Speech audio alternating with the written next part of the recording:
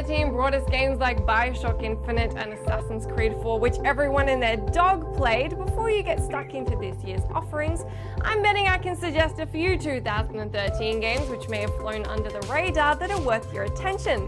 I'm Jess McDonald and you're watching The Gist.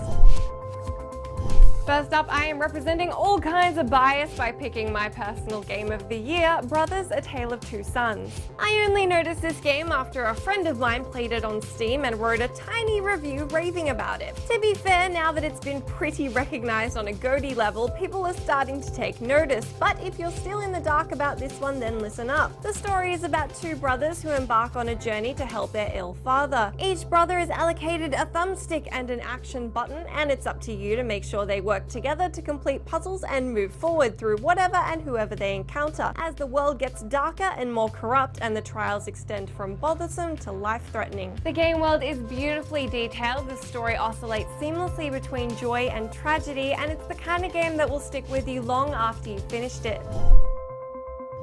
Guacamelee seemed to explode onto the gaming scene back in April with its pun and punctuated title, and then sort of seemed to simmer down really quickly. The PS3, Vita, and PC dwelling action platformer is as Mexican as you'd expect and pushes beyond the boundaries of its genre by incorporating a melee combat option as well as a co-op campaign, one of my favorite phrases in the gaming world, and a dimension switching mechanic. It's pretty much exactly as cool as it sounds. The player goes between the living world and the dead world as the luchador protagonist who quests to save his one true love and rescues the world from peril in the process. Alongside all that, the Super Metroid-esque platformer is short, but like a roller coaster, is still totally worth the ride.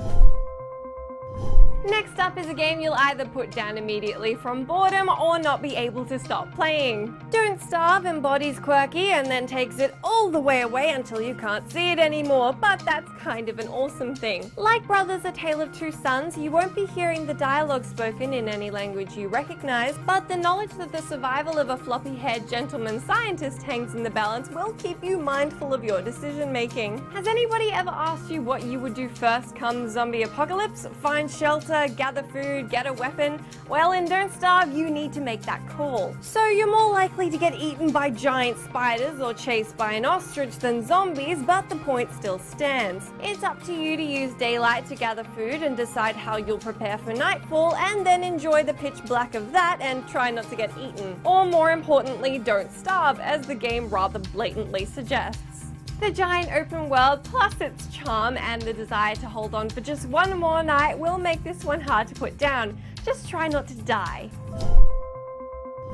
Another one of my favorites from this year, which didn't seem to quite get the recognition that it deserved, was The Swapper. The puzzle platformer has a few key issues with balancing difficulty, but it looks lovely and the developing story never makes it feel like a meaningless string of puzzles. The tone of The Swapper is relatively somber. You're on a mostly abandoned space station with nothing but a cloning tool in hand, which places copies of you that you can then swap into. Escaping death is just a matter of swapping out at the right time, and puzzles are generally a careful calculation of maneuvering and planning your moves backwards. In this classical story of nothing being quite what it seems, it's not just the puzzles but also the ethical dilemmas which become more difficult and muddied as the tale goes on. This is a serious must-play. Yet another excellent side-scroller which quietly slunk by towards the end of this year was the dark and mad world of Puppeteer. You play Kuduro, a boy who is now a puppet and unfortunately is a little headless. Luckily, there are substitute heads that the boy can find to replace his own, which, as you'd expect, give him unique abilities. The plot is peppered with goddesses, moonstones, and magical scissors, so if it's a lovely fantasy world you're after, then look no further. Puppeteer is as imaginative as it is rare. It's a side-scroller that is like nothing you'd expect from a side-scroller, a hero story that avoids the stereotypical and dull characters that often plague the genre. Obviously, the mechanics are sharp and the level design integrated with unique features keeps the platforming fresh. Did you manage to get your hands on one or more of these games throughout the year, and what did you think of them? Do let me know in the comments or on my Twitter where I'm at Jess McDonald. Be sure to leave any more of your well-loved games from last year which didn't quite get the recognition they should have deserved. I'm Jess McDonald and I will see you again next week.